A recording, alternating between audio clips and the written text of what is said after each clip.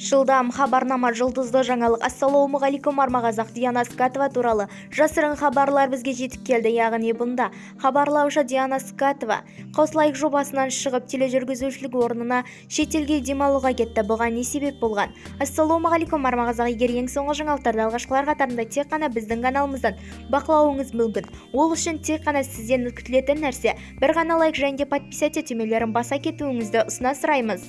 Ал онда біз бастадық. Диана Скатова Қауслайық жобасынан шығып кетті. Бұған не себеп болды? Ол Қазақстанға шетелге демалуға шыққан. Бұған оның жұмысындағы шаршаулық себеп болған ба деген сұраулар желіні шулатып жатыр. Алайда Диана Скатова шетелде бір баланы ұстап жүрген бейнесуретін қалдырды. Яғни ол былай жауап берген: "Мен бұл бала менің көрермендерімнің біреуінің баласы. Мен арасында осылай нянкалықты жасап кетемін" деп күлген смайликтерменен бейне баяндамасын білдіре кеткен.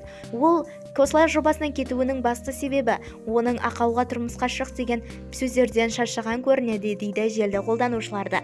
Бізді тамашалауды жалғастырыңыз және де жұлдыздардың өмірінде болып жатқан ең соңғы жаңалықтарды тек қана біздің каналымыздан таба аласыздар.